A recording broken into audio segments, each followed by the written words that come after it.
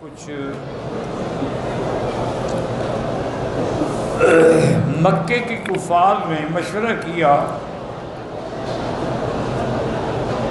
کہ ہم لوگوں کے پاس علم کتاب نہیں ہے، کیونکہ سرکار دو عالم صلی اللہ علیہ وسلم اور عیسیٰ علیہ السلام کے درمیان 600 سال کا فاصلہ ہے۔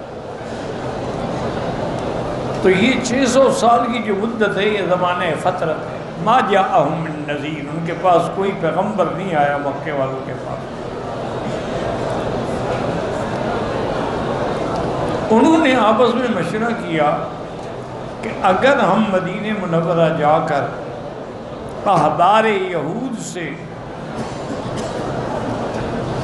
جو یہود کے علماء ہیں ان کے پاس چونکہ علم تورات ہے، ان سے پوچھیں کہ وہ ہمیں حضور کے بارے میں فیصلہ بتلائیں کہ کیا آپ اللہ کے سچے نبی ہیں، اور اگر اللہ کے سچے نبی ہیں تو پھر ہم بلا وجہ مخالفت کر رہے ہیں، اور خدا نہ کرے آپ نبی نہیں ہیں تو پھر ہمیں مقابلہ کرنے کا حق ہے۔ تو انہوں نے اپنے چند آدمی، معتمد آدمی، سمجھدار آدمی مدینہ منورہ بھیجے، اور بعض روایات میں ہے کہ یہودیوں کے کچھ علماء عمرے کے لیے آئے تھے تو ان سے مکے میں پوچھا۔ بات ایک ہے، مقصد یہ ہے کہ ان سے پوچھا کہ بھئی ہمارے خاندان میں آج تک کوئی نبی پیدا نہیں ہوا، یہ پہلا شخص ہے محمد ابن عبداللہ صلی اللہ علیہ وسلم جو کہتا ہے کہ میں اللہ کا نبی ہوں، اللہ کا رسول ہوں۔ اب ہم تو سمجھ نہیں سکتے، آپ ہمیں بتائیں کہ آپ حضور کے بارے میں کیا کہتے ہیں۔ انہوں نے کہا ایسا کریں کہ تم سمجھدار لوگ ہو، چلو تمہارے پاس کتاب نہیں آئی، نبی نہیں آیا، لیکن عقل تو ہے نا، مکے والے سمجھدار تو بڑے تھے نا، اسی لیے تو ابھی جہل لعنت اللہ علیہ اپنے آپ کو ابی الحکم کہلاتا تھا کہ فیصلوں کا باپ، اتنے ٹھیک ٹھاک فیصلے کرتا تھا بدبخت کہ ساری دنیا اس کے فیصلوں پہ اعتماد کرتی تھی۔ انہوں نے کہا ہم آپ کو 3 باتیں بتاتے ہیں، گویا کہ یہ امتحان ہے نبوت کا۔ اگر تو ان 3 سوالوں کے حضور پاک جواب دے دیں تو پھر بھی وہ نبی نہیں ہے، اور اگر تینوں سوالوں کے جواب نہ دے سکیں پھر بھی نبی نہیں ہے۔ اگر 2 سوالوں کا جواب دے دیں اور 1 کا جواب نہ دیں پھر وہ سچے نبی ہیں۔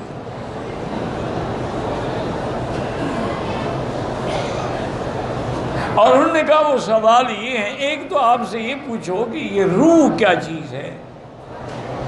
کہتے ہیں نا جی بندے سے روح نکل گئی، اور جی روح علیین میں چلی گئی، اور جی کافر کی روح سجین میں چلی گئی، یہ روح کیا ہے؟ اور موت کا معنی ہی یہی ہے کہ انقطع الروح عن الجسد، کہ جب روح جسد سے نکل جائے۔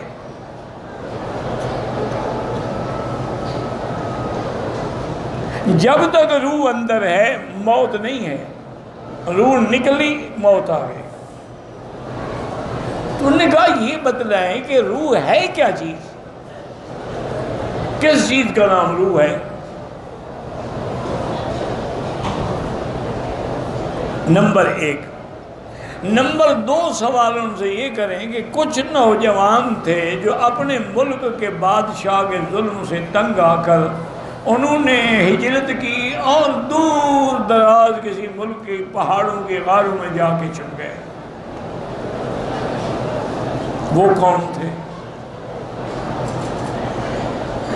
یہ دوسرا سوال۔ اور تیسرا سوال آپ سے یہ کریں کہ ایک بادشاہ گزرا ہے زمانہ قدیم میں جو مطلع شمس تک بھی پہنچا ہے، جہاں سے سورج طلوع ہوتا ہے، اور مغرب الشمس تک بھی پہنچا ہے جہاں سورج غروب ہوتا ہے، وہ کون تھا؟ یہ 3 سوال کریں، اگر وہ جواب تینوں کا دے دیں پھر بھی نبی نہیں، نہ دیں پھر بھی نبی نہیں، ایک سوال کا جواب نہ دیں لیکن دو کا دے دیں، تو کفار قریش نے حضور صلی اللہ علیہ وسلم کے سامنے آ کر یہ سوالات رکھے۔ حضور نے فرمایا کہ غدن، کل جواب دوں گا۔ آپ نے اسی لیے کہا تھا کہ بھئی جب تک اللہ وحی نہ بھیجے، جبریل نہ آئے تو میں تو جواب نہیں دے سکتا، اس لیے فرمایا کہ غدن میں کل جواب دوں۔ انہوں نے کہا جی ٹھیک ہے آپ کل جواب دیں۔ صحیح احادیث میں حضور فرماتے ہیں ایک دن گزر گیا، 2 دن گزر گئے، 3 دن گزر گئے، جبریل آتا ہی نہیں۔ تو یہاں سے یہ بھی ثابت ہو گیا کہ جبریل کا آنا یا وحی کا آنا جو ہے وہ بھی نبی کے ہاتھ میں نہیں ہوتا، اللہ چاہے تو بھیجے چاہے تو نہ بھیجے۔ حضور نے فرمایا کہ جب 3-4 دن گزر گئے اور روزانہ قریش کے آدمی آ جائیں کہ آپ نے فرمایا تھا کل جواب دوں گا، آج تو کئی دن گزر گئے، حضور فرماتے ہیں قریب تو کربتن ما قریب تو قطن فی حیاتی، مجھے اتنی تکلیف ہوئی، دکھ ہوا، صدمہ ہوا، مجھے زندگی میں ایسا صدمہ کبھی نہیں ہوا کہ دشمن سوال کا جواب مانگ رہا ہے اور میں جواب نہیں دے سکتا، اور میں نے کہہ بھی دیا ہے کہ کل جواب دوں گا۔ حتیٰ کہ فرماتے ہیں حضور میں مکے سے نکل جاتا تھا پہاڑوں کی چوٹیوں،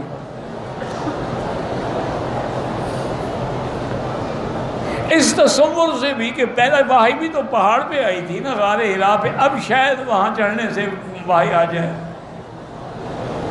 انتظار تھی وحی۔ جیسے چاند دیکھنا ہو تو آپ اونچی جگہ پہ چڑھ جاتے ہیں۔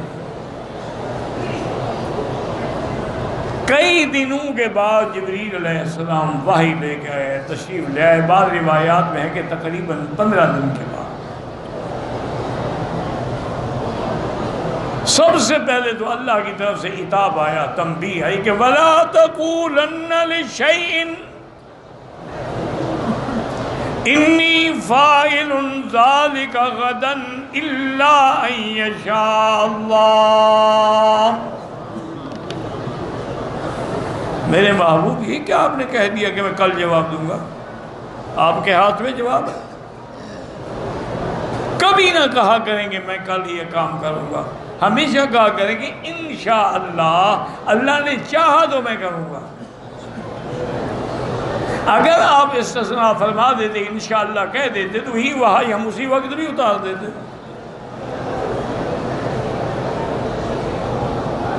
اس کے بعد اللہ نے آپ پر یہ سورۃ الکہف نازل فرمائی۔ یہ سورۃ الکہف جو ہے نا، یہ بڑی شان والی سورت ہے۔ حدیث پاک میں ہے کہ جو شخص جمعہ کے دن اس کو ایک دفعہ تلاوت کرتا ہے، اللہ تعالیٰ اس کی قبر کو بھی نور سے بھر دیتے ہیں اور قیامت میں بھی اس کے آگے نور۔ اور ایک روایت میں یہ بھی ہے کہ اللہ اس کو فتنہ دجال سے محفوظ فرما دیتے ہیں۔ جب دجال کا فتنہ ختم ہو جائے تو چھوٹے چھوٹے دجال کیا کر سکتے ہیں؟ تو سورۃ الکہف کی تلاوت جو ہے خاص طور پہ جمعہ کے دن، اب یہ ضروری نہیں ہے جمعہ سے پہلے پڑھ لیں، نماز کے بعد پڑھ لیں، یعنی اسی جمعہ کے دن میں تلاوت کریں۔ ایک تو سورۃ الکہف کی جمعہ کے دن تلاوت کیا کریں، اور ایک حضور پہ جمعہ کے دن درود شریف زیادہ پڑھا کریں۔ حضور نے فرمایا کہ جمعہ کے دن درود زیادہ پڑھا کرو، تمہارا درود یہ پیش کیا جاتا ہے، اور یاد رکھیں پیش زندہ کو کیا جاتا ہے، مردہ کو تو نہیں کیا جاتا۔ درود پیش کیے جانے کا کیا مطلب؟ جب آپ نعوذ باللہ ہیں ہی مردہ، پیش کس کو کیا جاتا ہے؟ اس کا معنی یہ ہے کہ انبیاء زندہ ہوتے ہیں، انبیاء اپنی قبروں میں زندہ ہیں، انبیاء اپنی قبروں میں نمازیں بھی پڑھتے ہیں، انبیاء اپنے قبروں پہ اپنی امت کے آنے والے درود بھی سنتے ہیں۔ تو اس لیے اللہ نے سورۃ الکہف نازل فرما دی اور اس میں بتلایا کہ میرے محبوب یہ جو چند نوجوان تھے نا جی، بادشاہ نے ان کو شرک پہ مجبور کیا کہ مجھے خدا مانو۔ انہوں نے کہا ہم تمہیں خدا نہیں مانتے، ہم تو اس کو خدا مانتے ہیں جو تیرا بھی خدا ہے اور کائنات کا بھی خدا ہے۔ اس نے ان کو مہلت دی، وہ مہلت میں نوجوان تھے اکٹھے ہو کے، انہوں نے کہا نکل جاؤ، یہ تو ہمیں پھانسی دیں گے۔ وہ وہاں سے نکل گئے اور ایک پہاڑ کی چوٹی کی اندر غار تھی، اس غار میں آ کے وہ اس لیے بیٹھ گئے کہ بھی اب اللہ کے سوا تو کوئی سہارا ہے نہیں، بس اس غار میں بیٹھ جاؤ جب تک زندگی ہے، جب نہیں ہے تو موت آ جائے گی۔ قرآن مقدس کا اپنا ایک اسلوب بیان ہے، یاد رکھو۔ ایک تو قرآن ان جگہ کا نام نہیں لیتا، کیوں؟ کوئی جغرافی کی کتاب تھوڑی ہے کہ جگہ کا نام لے، یہ تو کتاب ہدایت ہے، اور واقعے سے ہدایت پکڑو۔ اور دوسرا، قرآن ان بندوں کے نام بھی نہیں لیتا جن کے ساتھ یہ واقعہ پیش ہے، کہ تمہیں نام سے کیا غلط ہے۔ اس لیے قرآن میں اِذَا وَالْفِتِيَةُ إِلَى الْكَهْفِ، فتیت نوجوان، بس بھی ان کے نام کیا ہیں، کس قبیلے سے تھے، قرآن نے اس کے بارے میں کوئی بات۔ اچھا، وہ کہف غار جو تھی وہ کہاں تھی، اس کا بھی قرآن نے کوئی ذکر نہیں۔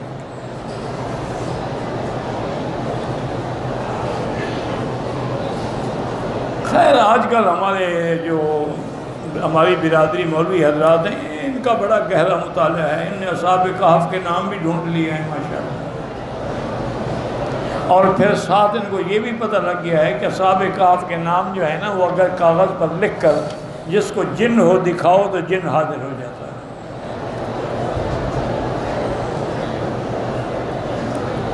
پتہ نہیں یہ کہاں سے باتیں گھڑتے ہیں، خدا کو کیا جواب دیں۔ بھئی جب قرآن نے نام نہیں لیا، سرکار دو عالم نے نام نہیں لیا، صحابہ نے نام نہیں لیا، تو اگر اسرائیلی روایات کے اندر کوئی نام ملتے ہیں تو اللہ عالم ان کا کیا اعتبار ہے؟ اسرائیلی روایات تو بالکل 100% جھوٹی ہوتی ہیں۔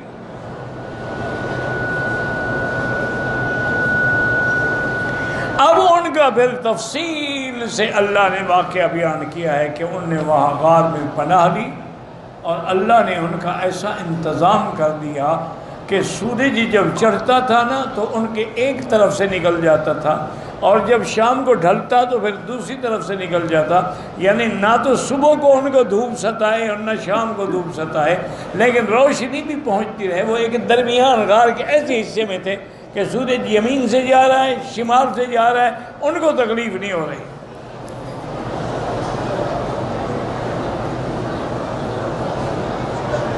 اور دوسرا، قرآن نے یہ بھی بیان کیا کہ اللہ فرماتی ہیں کہ ہم نے ان کے کان بند کر دیے، فَضَرَبْنَا عَلَىٰ آذَانِهِمْ، کان کیوں بند کر دیے؟ تاکہ بالکل سو جائیں، آدمی کو ڈسٹرب آواز کرتی ہے، سب سے پہلے کان سنتے ہیں، دروازہ کھٹکھٹاؤ تو کان میں آواز، پھر آدمی آنکھ کھولتا ہے۔ اسی لیے ساؤنڈ پروف کمرے بنائے جاتے ہیں تاکہ کوئی آواز ہمیں ڈسٹرب نہ کرے، لیکن قدرت کا اپنا نظام ہے، انہوں نے غار کے اندر ان کے کان بند کر دیے، ساؤنڈ پروف کی کیا ضرورت ہے؟ اور وہ نیند کیسی تھی، یاد رکھیں کہ 309 سال سوتے رہے۔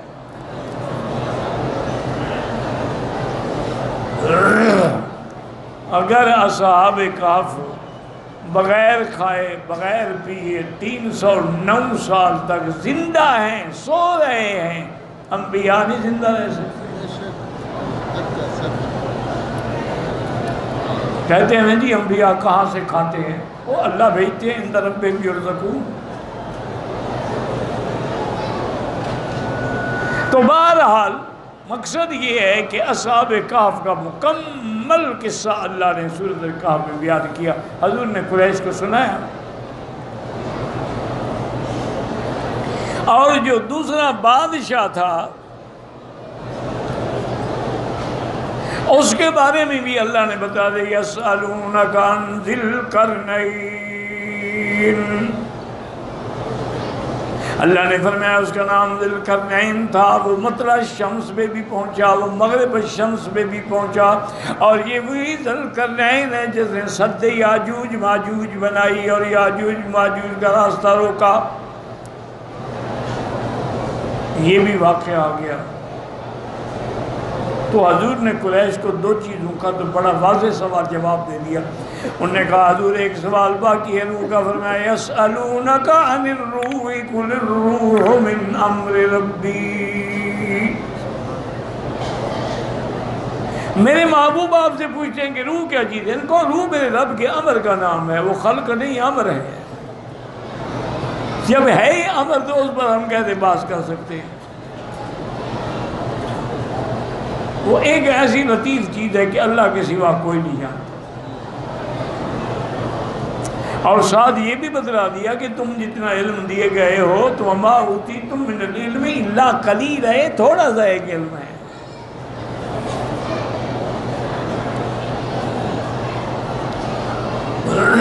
جب قریش کو حضور پاک نے یعنی دو سوالوں کا جواب مفصل دے دیا, ایک کا نہ دیا, تو اب قریش کہنے لگے یار وہ اگر یہودی علماء کی بات ماننے دکھائیں تو آپ سچے نبی, لیکن اب ہمارا مقابلہ ہے تو ہم کیسے مانیں. ضد کا تو کوئی علاج نہیں نا.